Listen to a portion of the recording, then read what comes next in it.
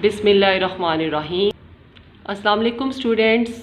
Topic of this video is ortho center, and inshallah we will discuss question number 2 of 17.2 in this video. Now look at the topic ortho center. The point of concurrency of three altitudes of a triangle is called its orthocenter. जहाँ पर तीन altitude किसी triangle के meet करते हैं वो point कहलाता है orthocenter. ठीक है, यहाँ पर पॉइंट O इज़ ऑर्थोसेंटर, ये B से ऑल्टीट्यूड ड्रॉ किया है AC पर, ये C से ऑल्टीट्यूड ड्रॉ किया है AB पर, और ये A से ऑल्टीट्यूड ड्रॉ किया है BC पर. तीनों ऑल्टीट्यूड एक ही पॉइंट O से पास कर रहे हैं. ये पॉइंट कहलाएगा point of concurrency of altitudes और इसका नेम है ऑर्थोसेंटर. क्लियर? अब करते हैं क्वेश्चन. एक्सरसाइज 17.2 क्वेश्चन नंबर 2 ये है. Construct the following triangles PQR and draw their altitudes and show that they are concurrent. ठीक है, तो हमने थर्ड, यहाँ पर 3 पार्ट्स हैं, मैंने थर्ड पार्ट यहाँ कंसीडर किया है. यहाँ पर गिवन है RP की वैल्यू, एंगल Q की मेजरमेंट और एंगल P की मेजरमेंट. तो अब रिक्वायर्ड में लिखेंगे. फर्स्ट ऑफ ऑल हमने कंस्ट्रक्ट करनी है ट्राइंगल PQR. सेकेंडली हमने ड्रॉ करनी है इसके ऑल्टीट्यूड्स, तीनों साइड्स के ऑल्टीट्यूड्स ड्रॉ करने हैं एंड वेरीफाई देयर कॉन्करेंसी, और वेरीफाई करना है कि ये एक ही पॉइंट से पास कर रहे हैं यानी और वो कॉन्करेंट है एट द सेम पॉइंट, और उस पॉइंट का नेम क्या होता है? ऑर्थोसेंटर. ठीक है, अब सबसे पहले हम ट्राइंगल कंस्ट्रक्ट करते हैं. अब हमें एक ही साइड गिवन है RP, हम RP यहाँ पर ड्रॉ कर लेंगे 3.6 सेंटीमीटर. ठीक है, तो draw line segment RP 3.6 centimetre. इसको थोड़ा सा सेंटर में रखेंगे क्योंकि हमने दोनों साइड पर एंगल ड्रॉ करने हैं. तो 3.6 सेंटीमीटर की हमने आर्क यहाँ पर लाइन सेगमेंट ड्रॉ कर लिया 3.6 सेंटीमीटर, और इसका नेम है RP 3.6 सेंटीमीटर. क्लियर हो गया? अब उसके बाद बॉयज़ क्या करना है कि हम एंगल P पर, तो पॉइंट P पर तो हम एंगल बना लेंगे 105 डिग्री का, और 105 डिग्री का एंगल होता है 90 और 120 के दरमियान. ठीक है, तो अब मैं ये एंगल कंस्ट्रक्ट करती हूँ और हम यहाँ पर पॉइंट भी लिख लेते हैं. Draw line segment, measurement of RP is equal to 3.6 centimetre. हमने ड्रॉ कर ली. अब हम क्या करेंगे? हम लिखेंगे at point P make an angle of 105 degree. ठीक है, और एक एंगल Q दिया हुआ है, लेकिन यहाँ पर हमारे पास Q वर्टेक्स ही नहीं है जिस पर हम एंगल बना सकें.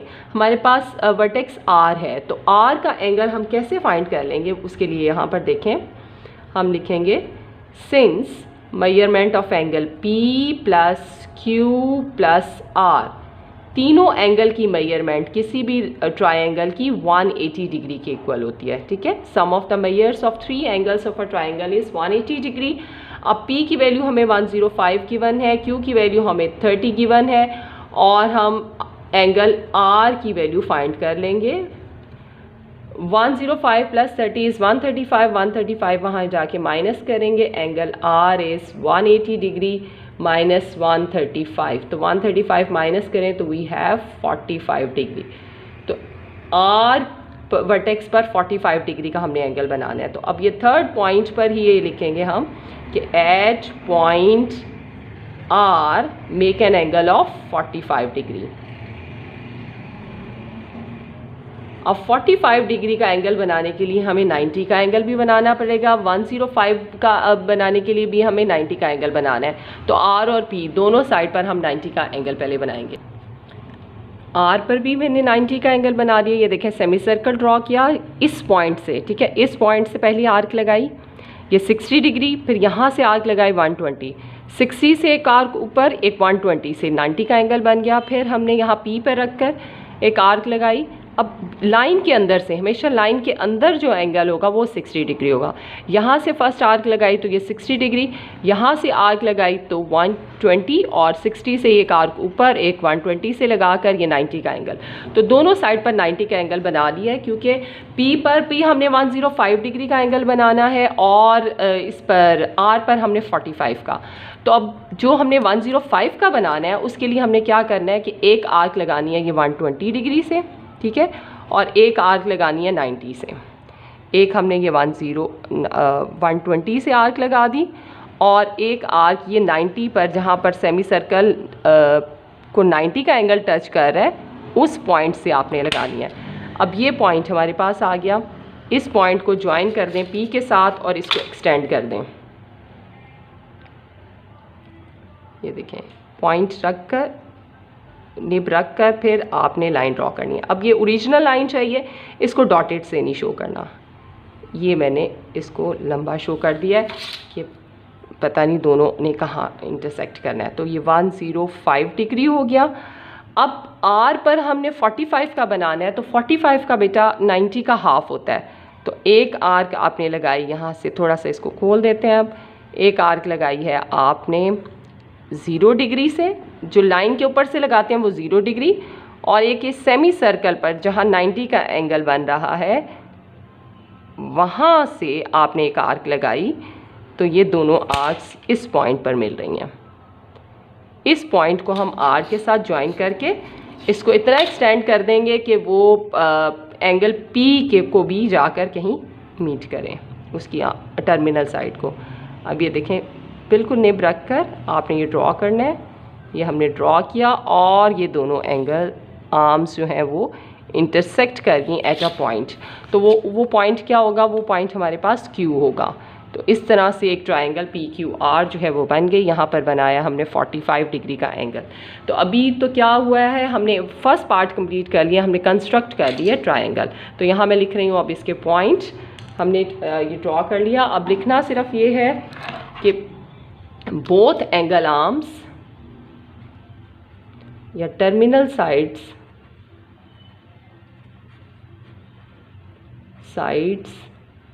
of two angles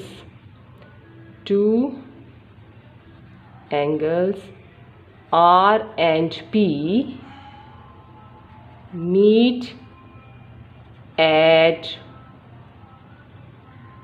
point Q. तो hence triangle PQR is the required triangle. तो ये फर्स्ट पार्ट कंप्लीट हो गया। सेकेंडली अब हमने ऑल्टीट्यूड ड्रॉ करने हैं। अब हम ऑल्टीट्यूड ड्रॉ करेंगे पहले पॉइंट R से। R पॉइंट से जो ऑल्टीट्यूड ड्रॉ होगा वो उसकी ऑपोजिट साइड यानी PQ पर ड्रॉ करना है। P से जो हमने ऑल्टीट्यूड ड्रॉ करना है वो उसकी ऑपोजिट साइड RQ पे ड्रॉ करना है, ठीक है। Q से जो हमने ऑल्टीट्यूड ड्रॉ करना है वो उसकी ऑपोजिट साइड PR पर करना है। अब इसको बेटा गौर से देखना है। सबसे पहले हम P से ड्रॉ कर लेते हैं RQ पर। तो बेटा हमने देखना है कि P से नियरेस्ट पॉइंट कौन सा है, R या Q। तो ऑब्वियसली आपको नज़र आ रहा है कि R है, इसलिए P पर आपने कंपास रखनी है और R पॉइंट तक उसको खोल लेना है कंपास को, ठीक है। पेज पे रख के ज़रा ध्यान से करना है, नहीं तो पेज भी फट जाता होता है। ये देखें, यहाँ पर हमने रखा और ये हमने एक आर्क बना ली। R से P से R तक, R रेडियस की हमने कंपास खोली है और हमने ये आर्क लगा ली है, ठीक है। अब ये आर्क जिन दो पॉइंट्स पर मिली है यहाँ से मज़ीद 2 आर्क्स हमने लगानी है, एक इस पॉइंट से और एक पॉइंट R से, ठीक हो गया। ये हमने ड्रॉ कर ली। अब इस पॉइंट को हमने मिला देना है P के साथ। तो ये P से ऑल्टीट्यूड ड्रॉ हो जाएगा RQ पर, ठीक है। ऑल्टीट्यूड ड्रॉ करने का दोबारा मेथड देखें। P से ऑल्टीट्यूड ड्रॉ करना है RQ पर, इसलिए देखना है कि P का डिस्टेंस R से स्मॉल है या Q से स्मॉल है। जिससे स्मॉल होगा उतने रेडियस की आपने कंपास खोलनी है। मैंने अब यहाँ पर हमने कंपास खोली PR रेडियस की और एक आर्क लगाई। वो आर्क इन दो पॉइंट्स पर मिली है, एक ये पॉइंट और एक ये पॉइंट। इन दोनों से आर्क लगाकर हमने वो जो आर्क जिस पॉइंट्स पर इंटरसेक्ट की हैं उनको हमने पी से ज्वाइन कर देना है। बहुत ध्यान से रखना है क्योंकि हमने कॉन्करेंसी शो करनी है। ज़रा सा भी अगर आप सही नहीं शो करोगे तो ये देखें, अब ये रिक्वायर्ड है तो हमने इस तरह से शो करना है। क्लियर हो गया? तो ये हमने शो कर दिया उसके ऊपर। अब बाहर जो विद इन अ ट्रायंगल होता है उसको आप ज्वाइंट लाइन से शो कर सकते हैं, और जो आउटसाइड द ट्रायंगल है उसको आप डॉटेड से शो कर लीजिएगा। अब मेरी ये स्ट्रेट हो गई है यहाँ पर, ठीक। तो ये हमने ऑल्टीट्यूड ड्रॉ कर लिया, यहाँ पर 90 का एंगल शो कर देंगे क्योंकि ये एग्जैक्टली 90 होगा अगर आप मेजर करेंगे। क्लियर हो गया? तो अब हम ये पॉइंट लिख लेते हैं। इस पॉइंट को हम इस तरह से लिखेंगे कि from the vertex P draw हमने PA, यहाँ पर जहाँ पर वो RQ को मीट कर रहा है ऑल्टीट्यूड, उसका हमने नाम रख दिया A। Draw PA perpendicular to RQ, ठीक है, या QR। क्लियर हो गया? अब हम क्या करेंगे, अब हमने R से ड्रॉ करना है, R से ड्रॉ करना है PQ पर। तो हम यहाँ पर लिखेंगे फ्रॉम द वर्टेक्स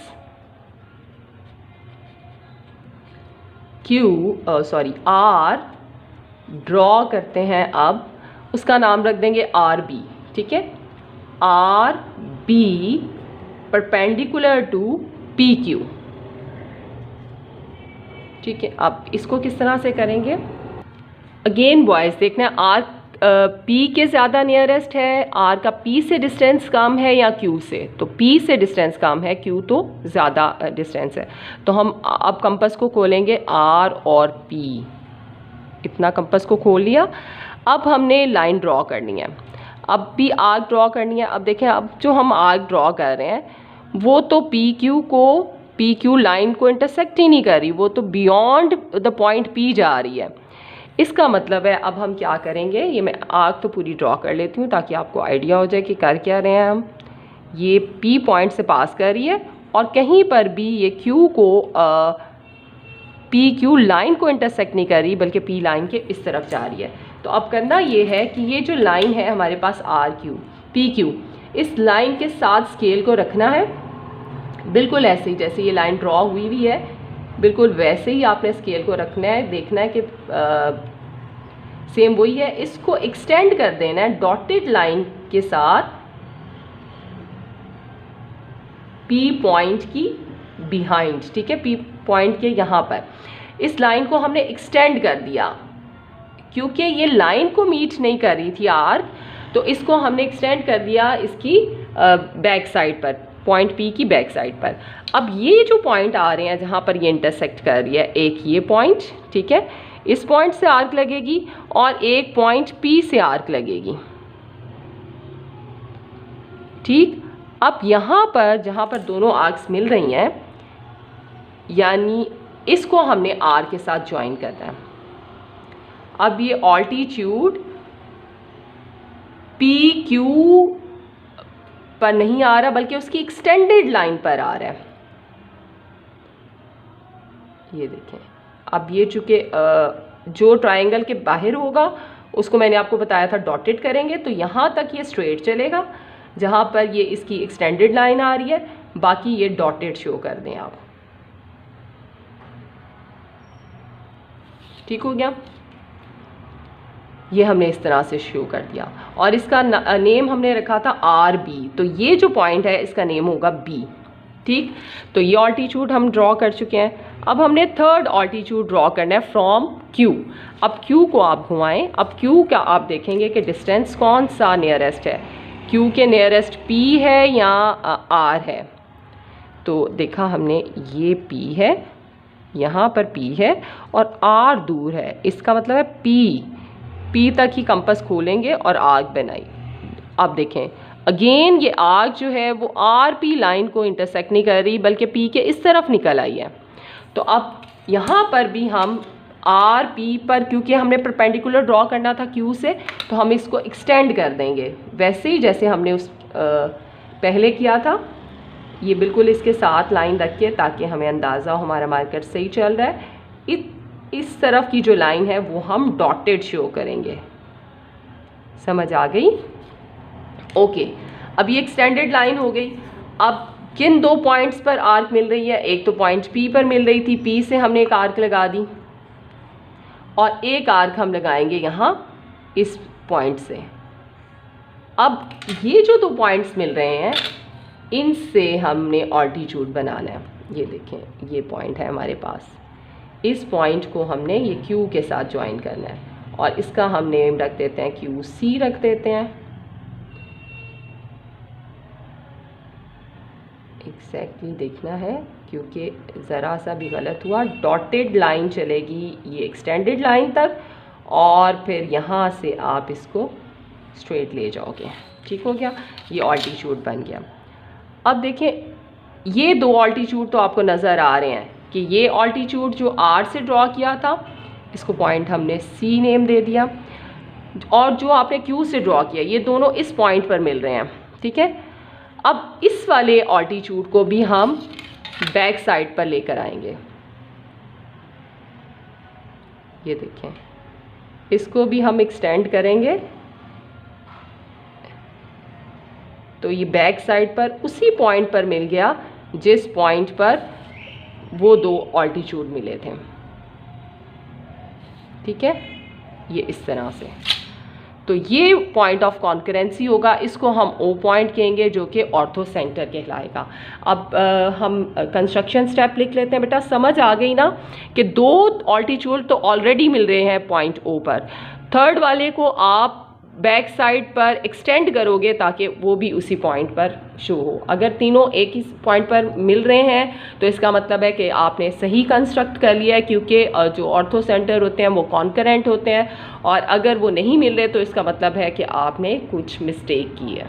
अब यहाँ पर हम ये पॉइंट लिखेंगे, जब हमने वर्टेक्स R से मिलाया तो वो दोनों मिल रहे थे एक पॉइंट O पर, तो हम यहाँ लिखेंगे these 2 altitudes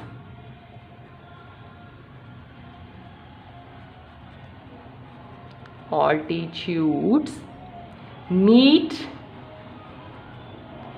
at the point O point पर मिल रहे थे। ठीक है, अब यहाँ पर हम लिखेंगे 7th पॉइंट, और 7th पॉइंट में हमने क्या करना है कि फ्रॉम द वर्टेक्स Q, अब हमने ड्रॉ किया था from the vertex Q, draw किया हमने QC परपेंडिकुलर टू PR। ठीक है, ड्रॉ कर दिया। अब ऑब्जर्व हमने ये किया, वी ऑब्जर्व दैट, जब हमने उसको we observe that this third altitude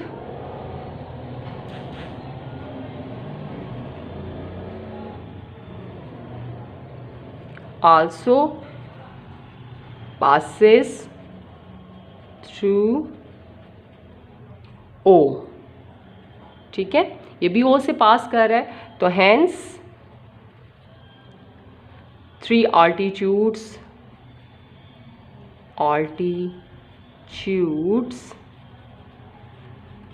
of triangle PQR are concurrent